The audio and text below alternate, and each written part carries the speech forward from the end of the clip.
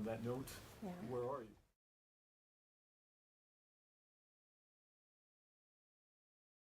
Is incredibly grateful this morning to report that we have 3 suspects in custody for their involvement in Alexa Bartel's death. These are 3 18-year-old males. They're all from Arvada, and they're all seniors in high school. Can you tell us what high school you go to? 3 different schools. Do we know the one is Pomona?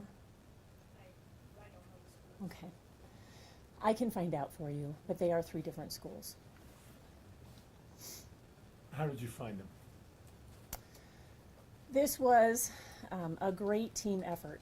Some of this came from some supporting information from our public, but it really is a result of some forensic evidence that came through cell tower information.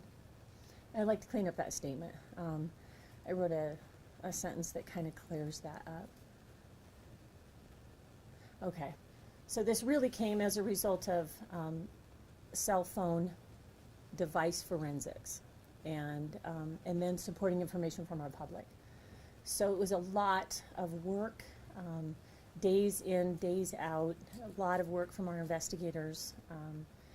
Literally, some of our investigators had very little sleep over the last week, and incredible pursuit after these possible suspects. And this information led us directly to them. And I know you said cell tower data really helped you get there. Mhm. Was there any specific tips that came in that also kind of led you there as well?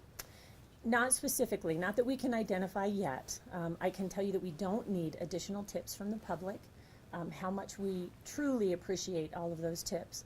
It really showed us the level of interest from this community, the involvement that they wanted to have in this case. So that was really valuable, but it really was about the forensic side of things that got us to the place that we are today with this case. So They've rock been throwing, is that some sort of social media challenge? Are we seeing that on TikTok? Why are they throwing rocks? Not that we can find. We have not seen any evidence this is related to a TikTok challenge at all. We've been asked that question through the weekend. There's no evidence to support that. Have they said why at all they were doing this? Those interviews happened last night. I don't know really how successful those interviews went. They were arrested in their homes, they were brought to the sheriff's office for questioning, and then they were booked into our jail. The mugshots will be available. I don't know how valuable those conversations with our suspects actually were last night. You know, it seems like that you know, up until yesterday, it seemed like, or the day before, you still had no suspect information. Did you just get back cell phone forensics within the last day or two? So how these cases work is that we have thousands of numbers. The work that goes into identifying patterns and locations, it just takes a lot of time. And so as that came together, it helped us identify what we needed to really focus in on. And did that include getting a warrant in order to get that information from the cell phone companies? Absolutely. And what did that allow you to do, Jackie? I mean, how does, for the pedestrian, how could you explain how cell phone information can lead to an arrest? And in this I'll be case? honest with you, that's something that at this point we don't want to be specific about. I know the affidavits at some point are going to be available, and that will help share the story some. But we're holding that pretty close this morning. But it is directly related to some information from the public as well as the forensic side of the cell phone information. At one point, you guys had your eyes on a specific vehicle, and right now we're saying a lot of forensic data pointing to cell phones. Are we still eyeing a vehicle? Were we able to locate a car or cars involved? We have a black 2016 Chevy Silverado that is now what we've identified as a suspect vehicle in these incidents. And earlier on, we were saying that this was either a white truck or an SUV, and we were just simply going off of the information that we were taking in through the week. And so that was identified as a possibility, and now we know that it's something different. And tell us about Alexa's family, how they're doing this morning, when and how you guys gave them the news. We were able to call them in the middle of the night once we had secured the suspects and brought them to the station, and those calls were made, and they're just so grateful. You know, they're still suffering from the greatest loss possible, but this is the beginning of the journey that they'll be on next, and they're incredibly grateful that these suspects are at least identified and brought to justice for what they've done. I know you said they were booked last night. Are they still in custody? Oh, absolutely. And They will be in custody until they have a court appearance. This is a no bond charge. This is first-degree murder, and with extreme indifference. And their court appearance will be tomorrow, and that'll be the first appearance where they're advised of the charges against them.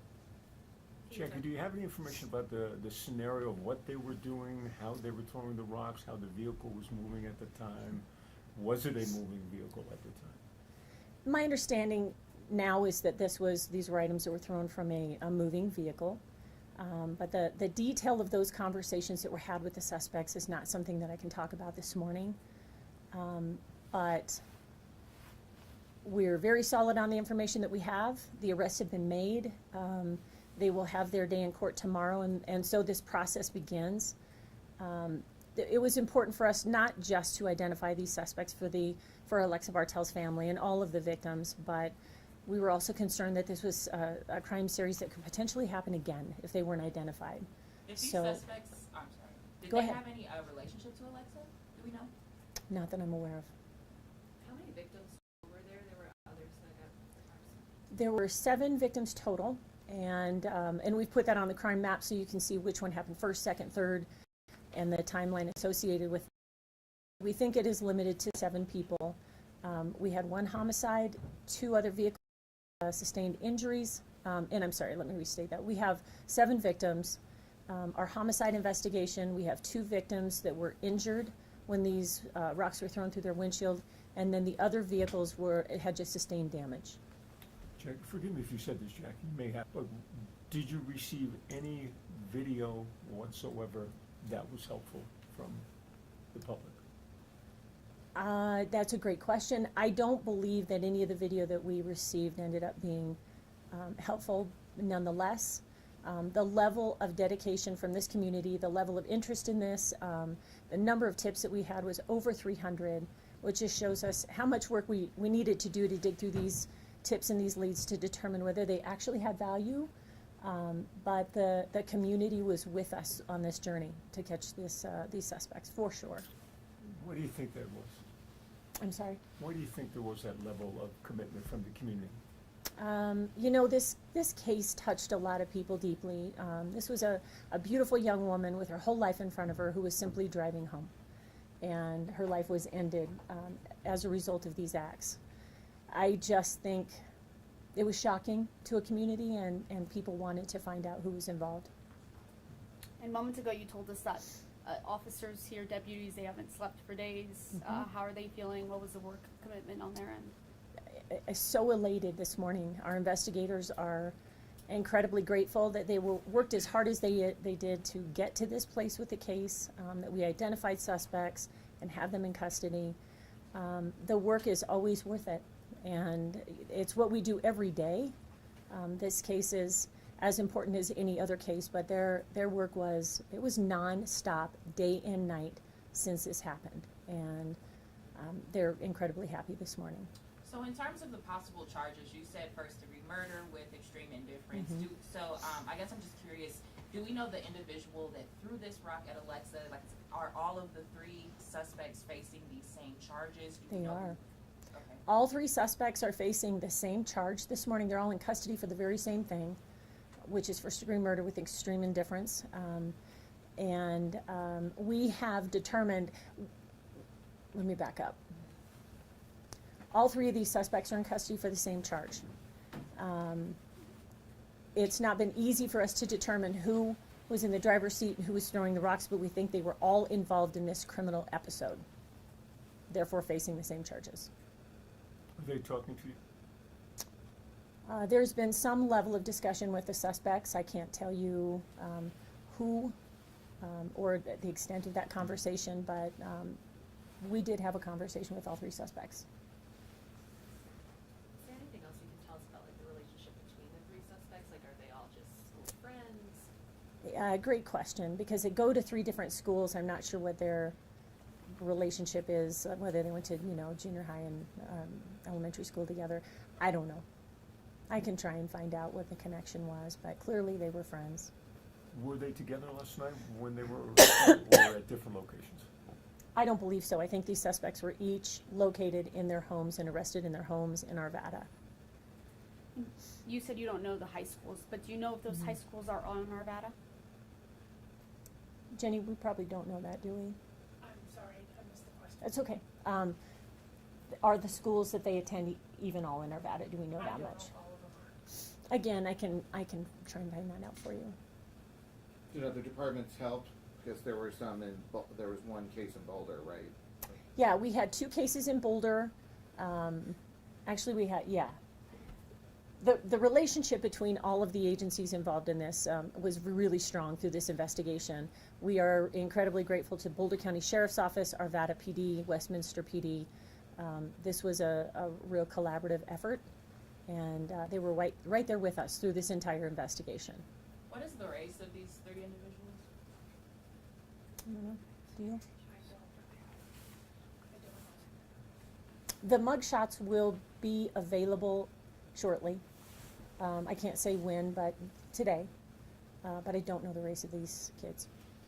I might have missed it, but is it just the Alexa case that they're being charged with, or for the other incidences as well? All of them? The greatest charge is that murder charge. They will face additional charges for all of these crimes.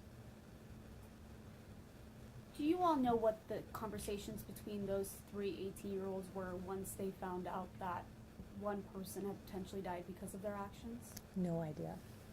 Great question, but I don't have a clue what their conversations were. Anything else, guys? Let me look at my notes and see if there's anything. Just so you have the enunciation of these suspects' last names: Koenig, Koralchik, and Quack are how you say their last names when you see them. Thank you. You're welcome. The second one, Coral Chick.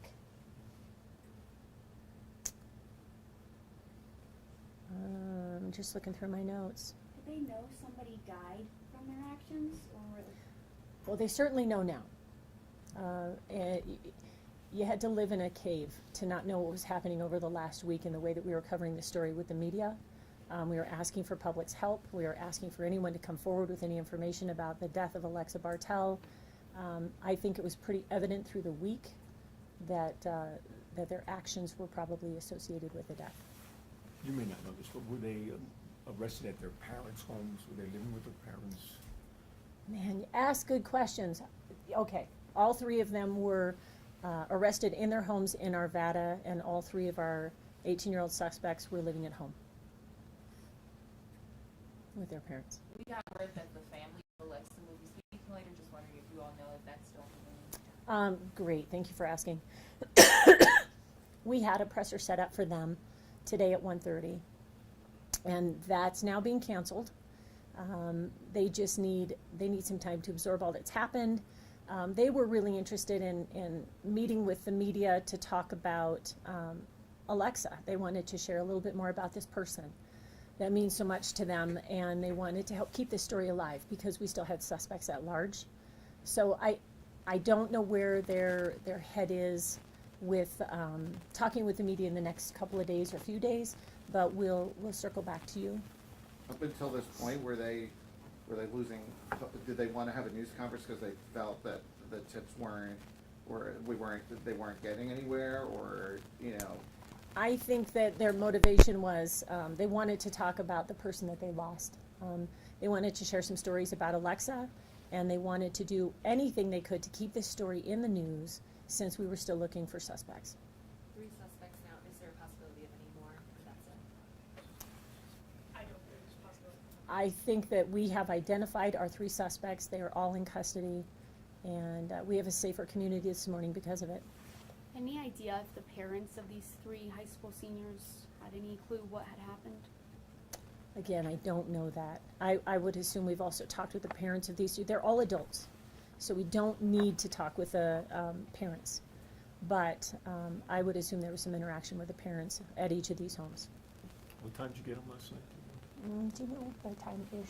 Yes, So, two were arrested at 10:59, and the third one was arrested at 2 a.m. this morning. The third one was at 2 Two at a.m. 11 last night and one at 2 a.m.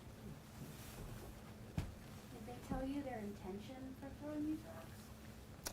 I think that I can't share with you the conversations that we had with these suspects. I don't even know really the level of conversation that we had with any of them.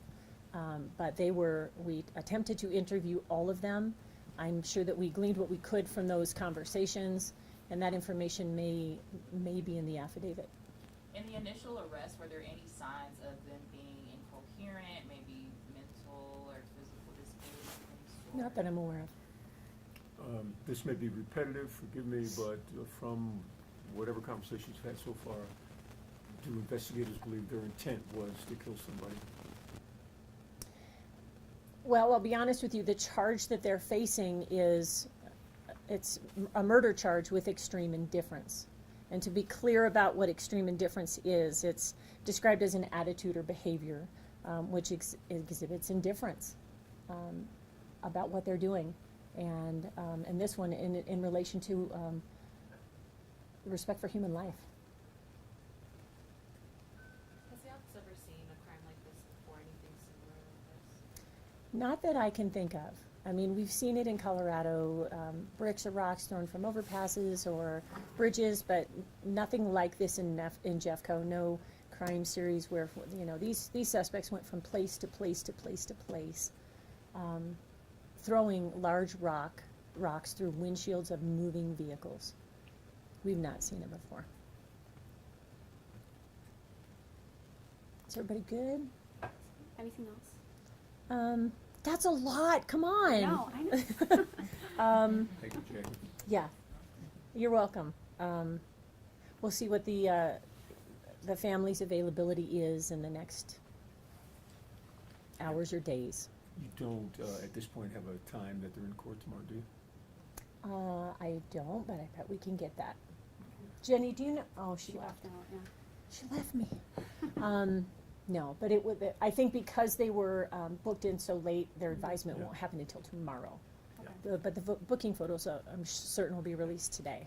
Okay, awesome. If there's any interest in you guys including this is Crime Victims' Rights Week. It's just ironic that that's happening this week. Our victim advocates have been closely connected to every victim in this case, whether your car was damaged, you were injured as a result of a rock coming through your windshield, as well as the Bartel family. And it's important for us to remember what our victims are going through. Awesome. Thanks, you guys. Good That job. was a Thank you, bumpy Jackie. start. I appreciate job. it. Thank you.